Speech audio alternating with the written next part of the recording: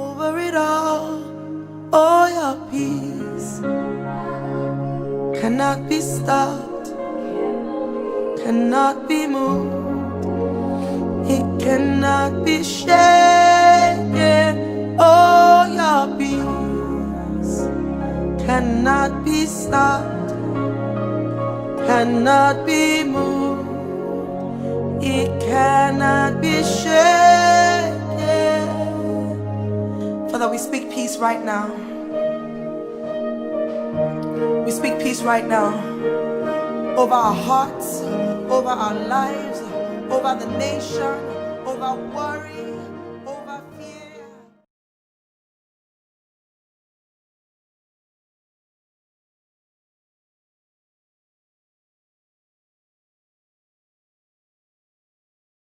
Rosh Hashanah is the start of a new year in the Jewish calendar and a moment to take stock of your soul. Unlike January 1st, it's serious stuff. It's said that on this day, God takes special note of us and our behaviors, writing us into the book of life.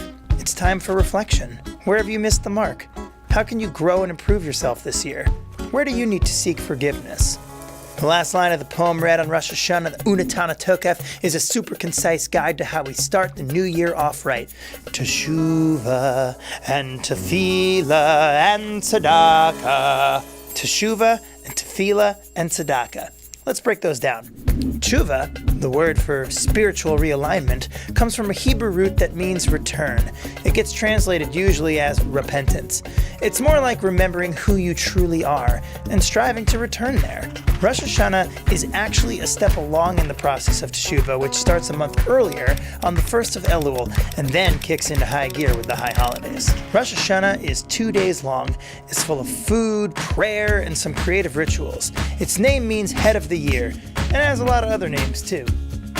The meals are a big deal. Dinners and lunches. Most memorable is the blessing over apples dipped in honey for a sweet new year. You'll also see round challahs, sometimes with raisins, honey cake, sweet foods like honey carrots, kugels, tzimmus. Plus, some people have a tradition of eating new fruits.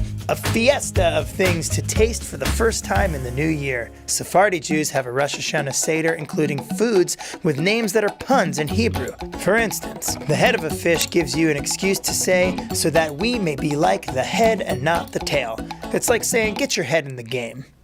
When you see people on Rosh Hashanah at synagogue or on the street, you can shout out Shana Tova or Shana Tova, which just means have a good year. Speaking of synagogue, if you go, you'll encounter a lot of special liturgy in a book called the Holiday Machzor. This is Tefillah, connecting through prayer. A highlight for many is singing the beloved melody, Avinu Malkeinu. You also hear the Torah stories of Abraham and Sarah, Hagar and Ishmael, and the famous binding of Isaac story. And you'll hear the sounding of the shofar, Tokiah, that's the one little one. Then Shivarim, that's a threefer. And then there's Truah, and that's like a machine gun. And then the long one, Gadola, comes from Gadol, which means big, and it's long. Hooray!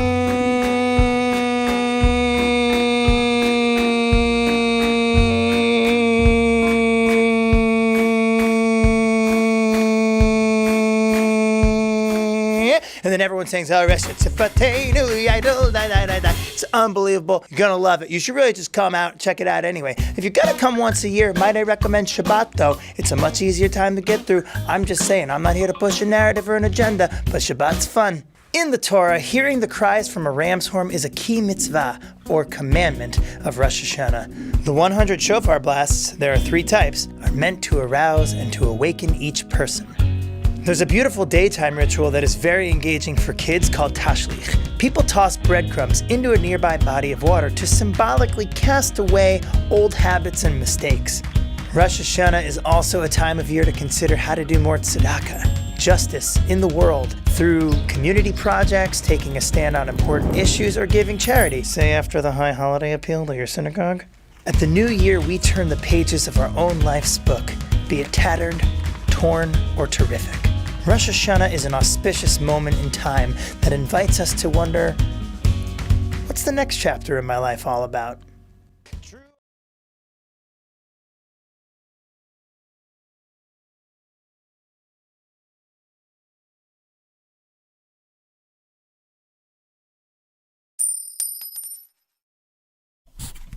The average person thinks finance is so complex because, frankly, the industry tries to make it sound complex. They use words that you don't know, so you don't know what to do. What happens is we just give them our money and say, deal with it.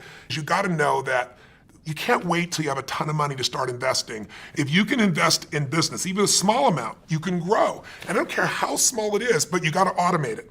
You gotta take a percentage of what you earn and pretend it's a tax. You're never gonna see that money again. You automate it, it goes straight to the investment account, and you never see it as money you can spend. When you save 20% and you compound it, its numbers are incredible. But then the problem is, if you do that first step, but you don't do the second step, which is become an insider. Yes. And understand the rules of the game. I'll give you 2 or 3 of the myths real fast. One, this myth that someone says, give me your money and I'm gonna beat the market. Over any 10-year period of time, 96% of mutual funds will not even match the market. They've all said it. Warren Buffett flat out said today, he said, listen, in my will, 90% of my money, all that money does not go with any mutual fund, it goes straight into the index. What the index is you get a piece of all the largest companies in the world, but it costs almost nothing to get in. You hire someone because you say, I have a family, I have a business, I have a life, I'm not an investor. I'm gonna hire someone who's a professional. It makes sense, they would do better than me.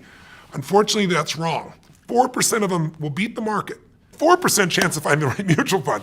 It's not gonna happen. So the second thing is, after getting terrible performance, people say, well, fees don't really matter, or they'll tell you it's only 1%. Forbes says the average fee is 3.12. Now, 1% versus 3%, big difference. Huge. Right? Here's the difference. Just like you grow by compounding, like your fees also compound. If you have 3 people and one gets 1% in fees, 2%, the other in 3%, they all get the same return. They start out with $100,000 at 35.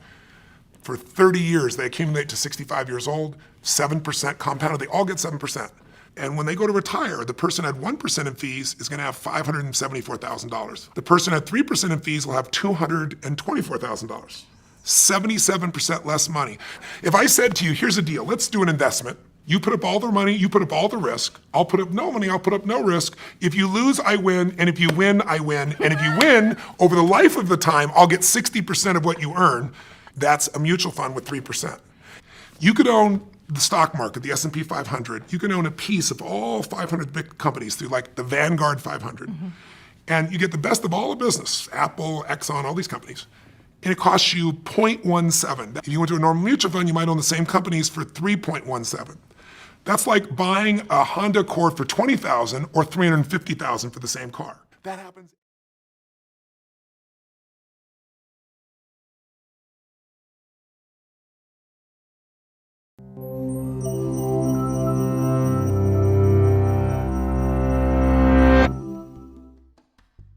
Hunger claws at your grumbling belly. It tugs at your intestines, which begin to writhe, aching to be fed. Being hungry generates a powerful, often unpleasant, physical sensation that's almost impossible to ignore. After you've reacted by gorging on your morning pancakes, you start to experience an opposing force, fullness. But how does your body actually know when you're full? The sensation of fullness is set in motion as food moves from your mouth down your esophagus. Once it hits your stomach, it gradually fills the space. That causes the surrounding muscular wall to stretch, expanding slowly like a balloon. A multitude of nerves wrapped intricately around the stomach wall sense the stretching. They communicate with the vagus nerve, up to the brainstem and hypothalamus, the main parts of the brain that control food intake. But that's just one input your brain uses to sense fullness. After all, if you fill your stomach with water, you won't feel full for long. Your brain also takes into account chemical messengers in the form of hormones produced by endocrine cells throughout your digestive system.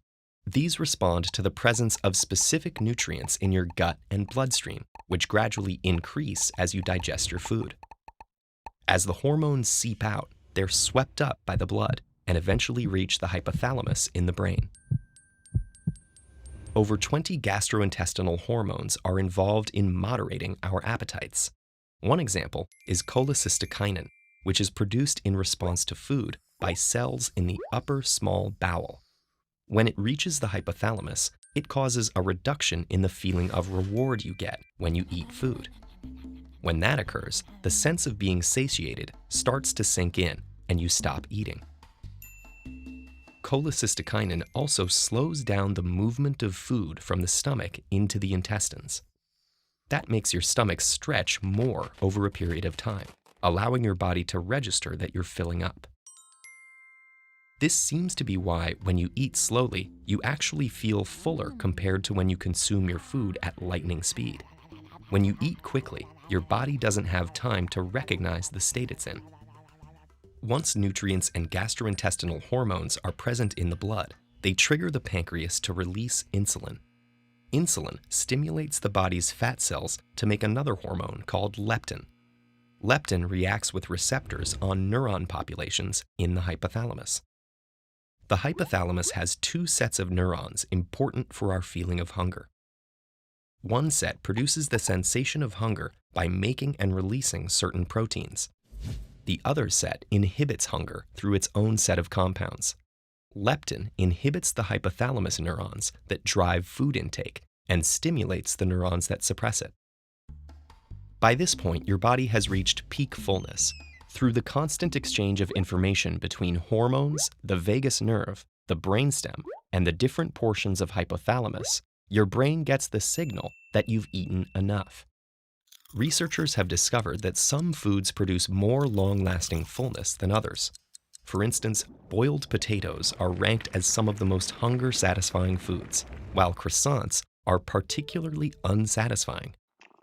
In general, foods with more protein, fiber, and water tend to keep hunger at bay for longer. But feeling full won't last forever. After a few hours, your gut and brain begin their conversation again.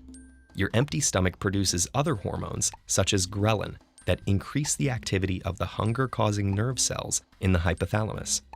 Eventually, the growling beast of hunger is reawakened. Luckily, there's a dependable antidote for that.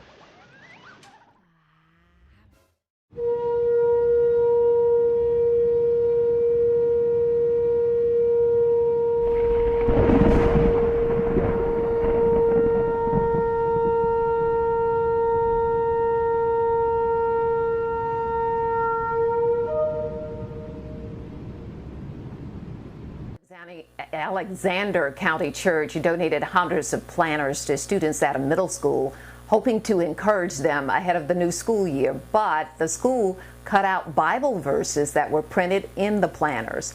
Dave Verity asked the school why they did this. Roger Hayes is in disbelief that East Alexander Middle School cut up his daughter's planner in an effort to remove 2 Bible verses. That hurt my feelings. It really did. This society right now, I think we need God in our lives and Jesus in our lives. And this is just tears my heart apart. The 2 passages from Philippians and Jeremiah were on the back of the student planner.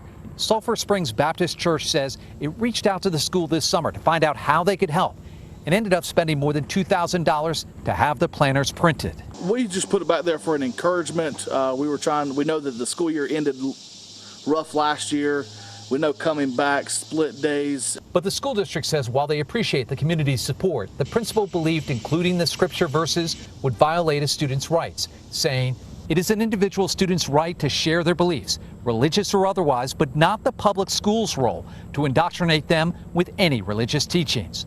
The school district says the principal was unaware when she spoke with the church the planners would have the Bible verses. If they decide to return them, we can't do anything with them. They were bought for the purpose of the school. The school district says the planners were passed out to half the student body this week. Those attending school Thursday and Friday won't be given one. Why couldn't it be my decision or my child's decision to take it off? Well, that was Dave Verity reporting. Alexander County Schools says the courts have stressed that the Constitution prohibits them from indoctrinating children, and they say providing the planners with those Bible verses on them would do just that. That our part is like a shining light, peace in every situation, peace in every situation.